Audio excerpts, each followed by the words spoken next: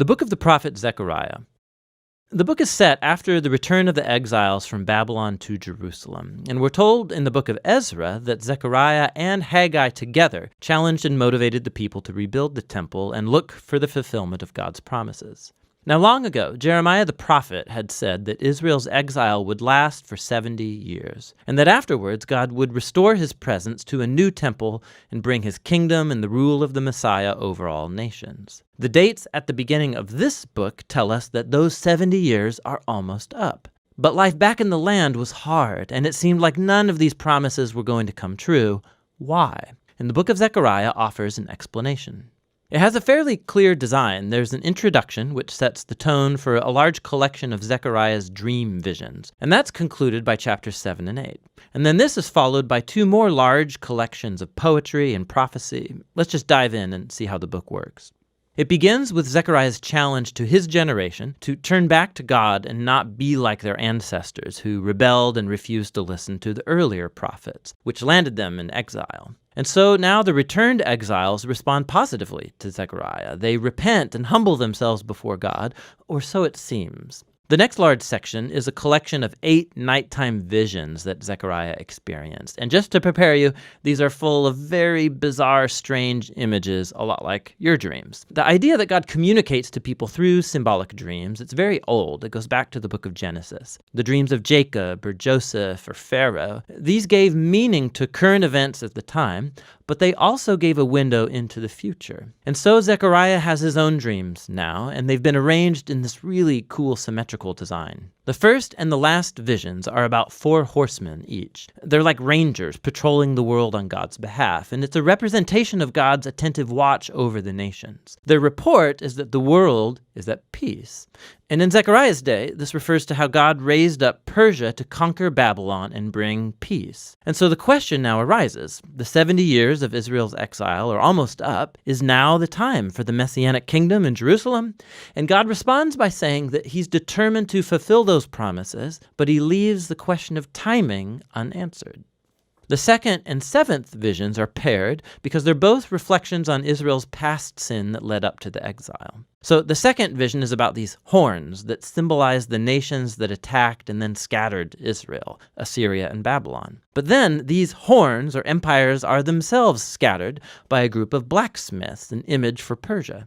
The seventh dream is about a woman in a basket, and we're told that she's a symbol of the centuries of Israel's covenant rebellion. And then this woman is carried off to Babylon by other women who carry the basket flying with stork wings. This is so strange. The third and sixth visions are paired as they're both about the rebuilding of a new Jerusalem. So a man is measuring the city. It's an image of God's promise that Jerusalem will be rebuilt and become a beacon to the nations who will join God's people in worship. And then the sixth dream is about a scroll that flies around the New Jerusalem, punishing thieves and liars.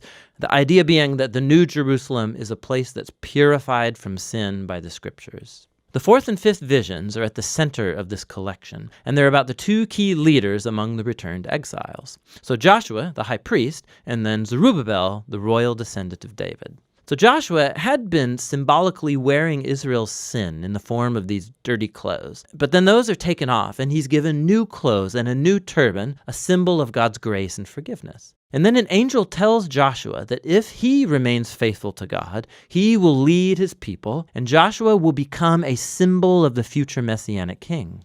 The other vision is about 2 olive trees that supply oil to this elaborate gold lamp, which itself is a symbol of God's watchful eye over his people. And these 2 trees symbolize the 2 anointed leaders, Joshua and then Zerubbabel, who's leading the temple rebuilding efforts. And God says that success will not come to this new temple if it's the result only of political maneuvering. Rather, these 2 leaders must be dependent upon the work of God's Spirit.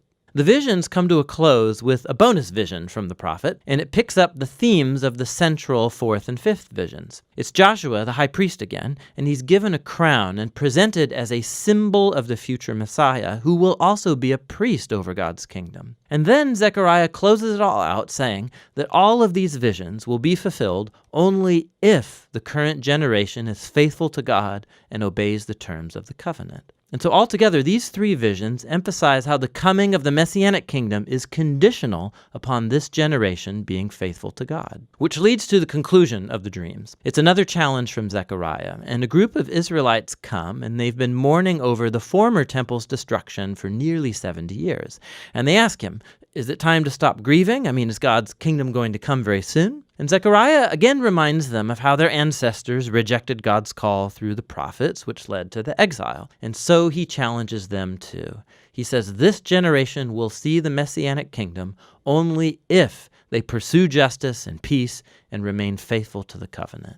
So in other words, Zechariah reverses their question. He asks, are you going to become the kind of people who are ready to receive and participate in God's coming kingdom? And that question is left just hanging there. The people don't answer, and the book just moves on.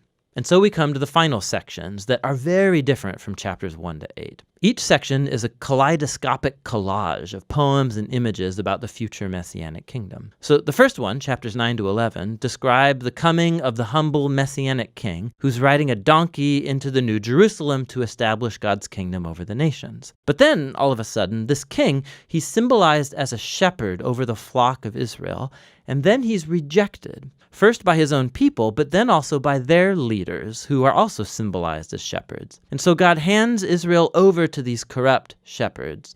And it raises the question, will Israel's rejection of their king last forever? In the final section, chapters 12 to 14, say no. It's another mosaic of poems and images about the future Messianic kingdom. And they depict the New Jerusalem as a place where God's justice will finally confront and defeat evil among the nations. It's very similar to the same themes in Prophet Joel or Ezekiel. But then God also will confront the rebellion within the hearts of his own people. He's going to pour out his spirit on them, he says, so that they can repent and grieve over the fact that they have rebelled and rejected their Messianic shepherd.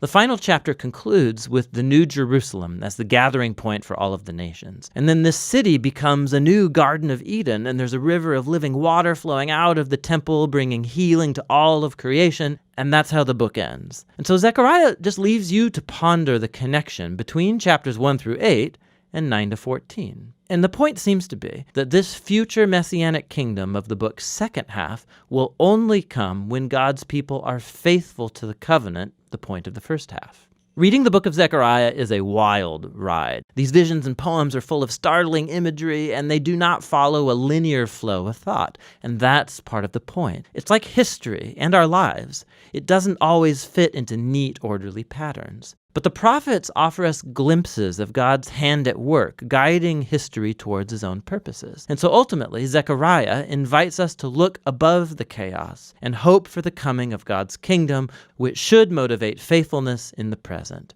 And that's what the book of Zechariah is all about.